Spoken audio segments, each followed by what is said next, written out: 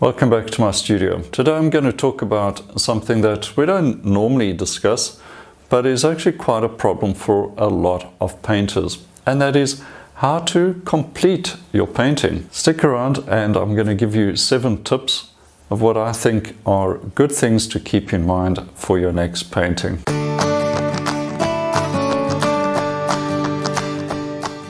I think someone once said that you need somebody to help you complete a painting. That person's role would be to hit you over the head when you'd gone far enough. Because just as sure as anything, we as artists just keep on and on and on and end up overworking the painting. Well, you don't need to do anything as drastic as to get somebody to clobber you over the head or drag you away from your easel. What you can do is have a look at these 7 tips that I'm going to suggest, and keep those in mind, write them down, and try and incorporate them as is suitable to you for your next painting. Tip number 1 is to refine the shapes. Here I'm refining the lights, working different little shapes within the big light mass of that mountain. And this adds variety and interest to a shape which otherwise could be quite flat and rather boring. So you're refining the big shape by adding lots of little shapes to it.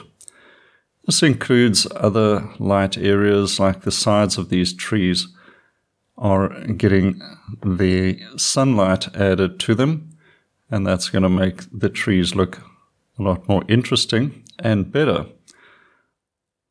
So this is working over your first layers of the painting, heading towards the conclusion of the painting, refining the light areas.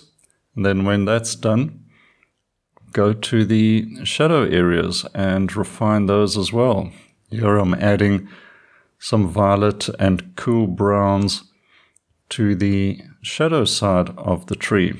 And wherever the shadow is in your painting, add variety of shadow colors to those smaller shapes within the general big shape. Second tip is to bring in the impasto strokes in your focal area.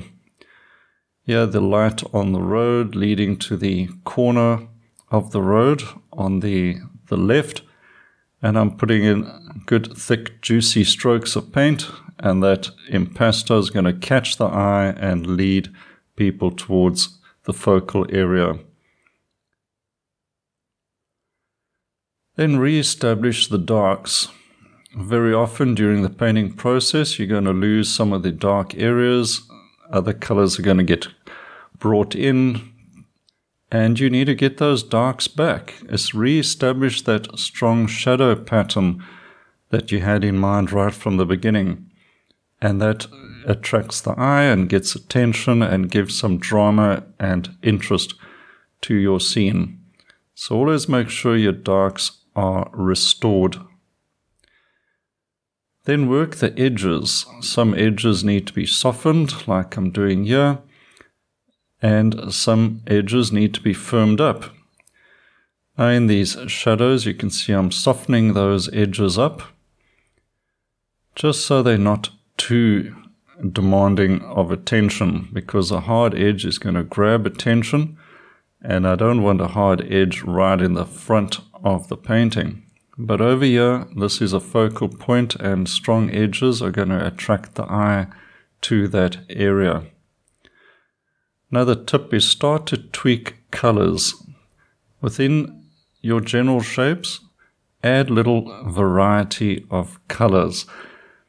This is usually tweaking color temperature.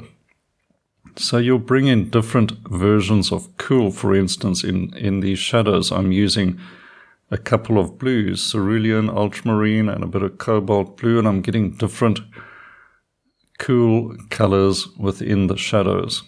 And the same can apply in light, warm areas as well. And you can bring in little tweaks of color. And in the most case, it's going to be little shifts in color temperature. The values are pretty much the same, yeah?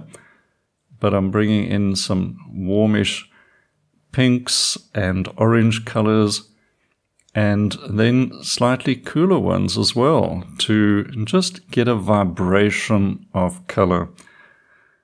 You often see this in Impressionist painting, particularly in the sky. There'll be different colors, all of a similar value, but enough color temperature variety there to create a little vibration of color, and it catches the eye, and you notice that perhaps you don't even understand why you're looking at it, but that's what those little tweaks of color temperature can do.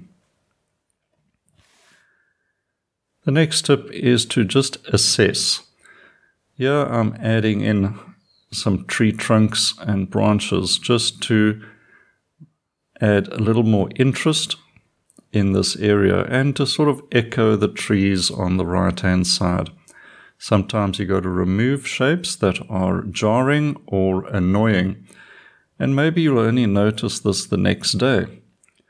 But as long as you have a critical eye and you can pick up something that is looking a little odd or disjointed, or maybe a space needs something extra.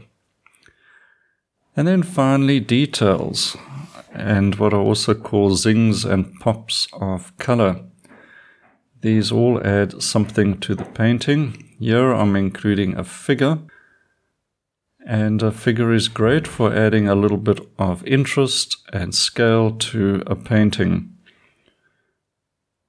Keep it very simple. You don't have to spend a lot of time creating a detailed figure, just as long as it looks like it's part of the painting, and that's the important part. It must read correctly, and it must look like it's part of the scenery. Now the other little things you can add, I'm putting in some fence posts and these little zings and pops, as I call them, of color, just sparks of light that can add a little extra. It could also be little dark accents in the shadows, for instance. And finally, remember to sign your painting.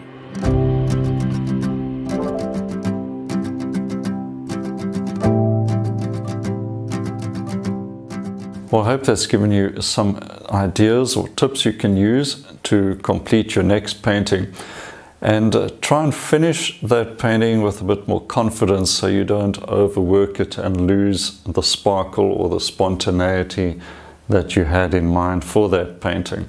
Now, please also remember, I've got a really nice little free gift for you. You'll find a link below this video or on the side, and also up here to a free painting course. Join in and start the course anytime. And then, of course, you don't want to miss out on the next video, so ensure that you have subscribed and hit the notification bell. All right, excellent. I will see you in the next video soon, and until then, happy painting.